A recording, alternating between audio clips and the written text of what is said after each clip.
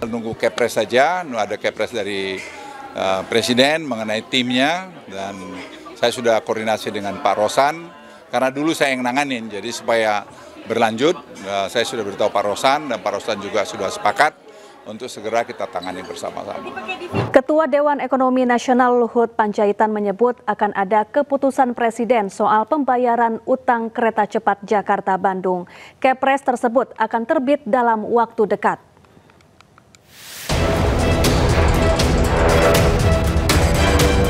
Ketua Dewan Ekonomi Nasional Luhut Binsar Panjaitan mengungkapkan, permasalahan utang proyek kereta cepat Jakarta-Bandung serupa dengan proyek LRT Jabodebek. Luhut telah mengusulkan skema pembayaran utang kereta cepat Jakarta-Bandung kepada CEO Danantara Rosan Ruslani. Bahkan ia percaya diri dalam waktu dekat akan terbit Kepres tentang hal tersebut. Nunggu Kepres saja, ada Kepres dari Presiden mengenai timnya, dan saya sudah koordinasi dengan Pak Rosan, karena dulu saya yang nanganin, jadi supaya berlanjut, saya sudah beritahu Pak Rosan, dan Pak Rosan juga sudah sepakat untuk segera kita tangani bersama-sama.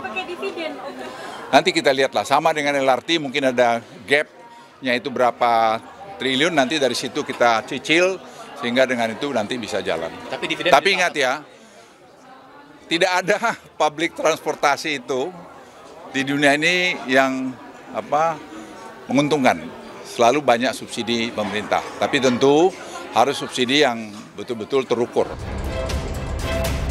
Di sisi lain, mantan Menko Polhukam Mahfud MD menilai ada dugaan markup dalam proyek kereta cepat Jakarta-Bandung. Padahal saat itu banyak pihak yang menolak pembangunan proyek kereta cepat.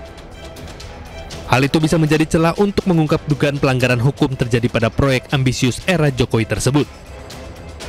Nah sekarang kita tidak mampu bayar. Ketika mau dipindah ke Cina ini, Pak Yonan, Ignatius Jonan, Menteri Perhubungan waktu itu, menyatakan tidak setuju. Pak ini tidak visible. Kata Pak Yonan. Kata Pak Yonan. Pak Yonannya dipecat. Diganti kan? Sudah itu dia manggil ahli. Namanya Agus Pambagio. Presiden manggil nih. Pak Jokowi? Iya Pak Jokowi. Sesudah mecat Jonan, dia ditanya, Pak Agus gimana ini? Pak ini tidak visible. Rugi negara. Ini menurut Agus? Menurut Agus Pambagio. Yang Bapak tonton yang saya tonton itu. Rugi negara.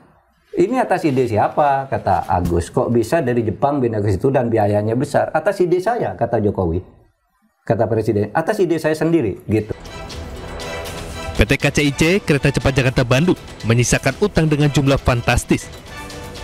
Jumlah hutang yang ditinggalkan bernilai fantastis yaitu 116 triliun rupiah.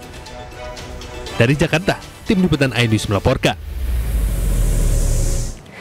Sementara itu, Presiden ke-7 RI Joko Widodo melengos saat dimintai tanggapan terkait beban utang proyek kereta cepat Wush yang mencapai triliunan rupiah. Jokowi enggan berkomentar dan memilih balik badan.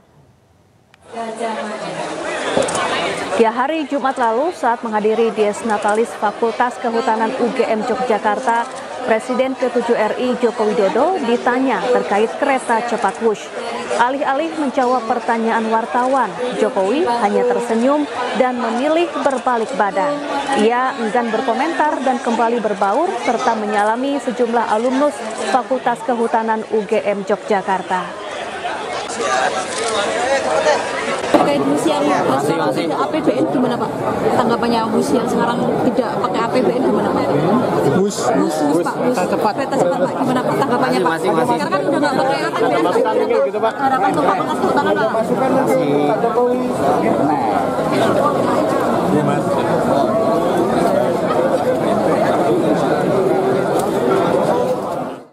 Kita beralih ke informasi lain pemirsa. Menko Polhukam 2019-2024 Mahfud MD minta KPK tidak pasif usut dugaan korupsi Wush. Ia pun meminta KPK langsung menyelidiki dugaan markup proyek kereta cepat Wush tanpa perlu menunggu laporan.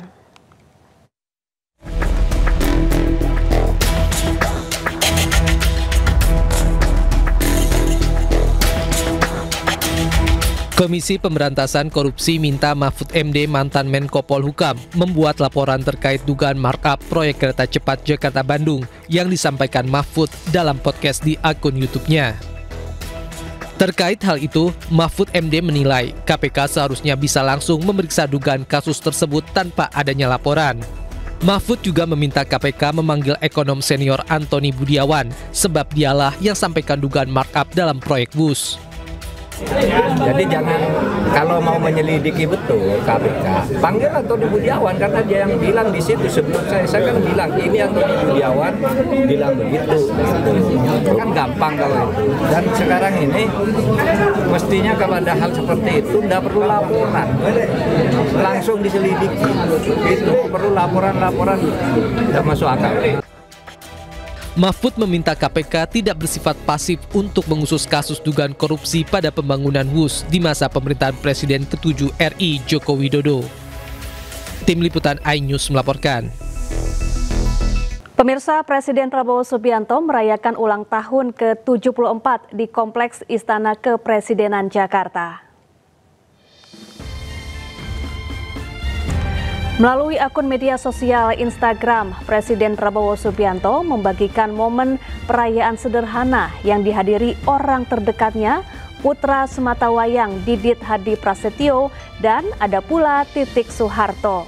Selain itu, sejumlah pejabat juga hadir, mulai dari Wakil Presiden Gibran Rakabuming Raka, Menteri Sekretaris Negara Prasetyo Hadi, Sekretaris Kabinet Teddy Indrawijaya, hingga utusan khusus Presiden bidang pembinaan generasi muda dan pekerja seni Raffi Ahmad. Prabowo mengucapkan terima kasih atas segala ucapan, doa, dan harapan yang telah diberikan di hari ulang tahun.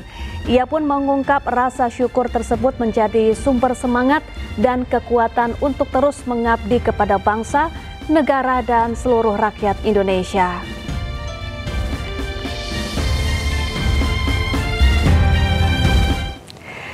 Ya, sosok Presiden Prabowo Subianto tak bisa lepas dari latar belakang dunia militer dan darah kebangsaan yang kuat. Namun di sisi lain, ia juga dikenal sebagai pecinta kucing.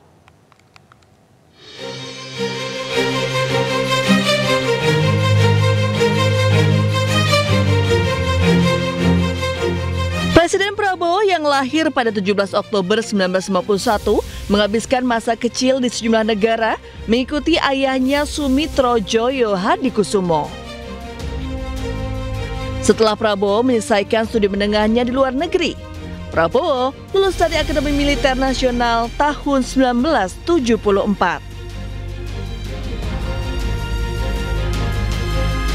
Prabowo memiliki darah kebangsaan yang kuat. Sang kakek, Raden Mas Margono Joyo Hadikusumo, merupakan pengikut Budi Utomo, anggota Badan Penyelidik Usaha-Usaha Persiapan Kemerdekaan Indonesia (BPUPKI), merupakan pendiri serta direktur pertama Bank BNI. Sementara ayahnya, Sumitro Joyo Hadikusumo, adalah ekonom dan pernah menjadi Menteri Perindustrian di Kabinet Nasir tahun 1952 dan Menteri Keuangan pada Kabinet Wilopo. Di sisi lain, Presiden Prabowo juga dikenal sebagai pecinta kucing. Kucing kesayangannya Bobby Kertanegara bahkan kerap hadir saat Presiden Prabowo beraktivitas dan menemui sejumlah tamu kenegaraan.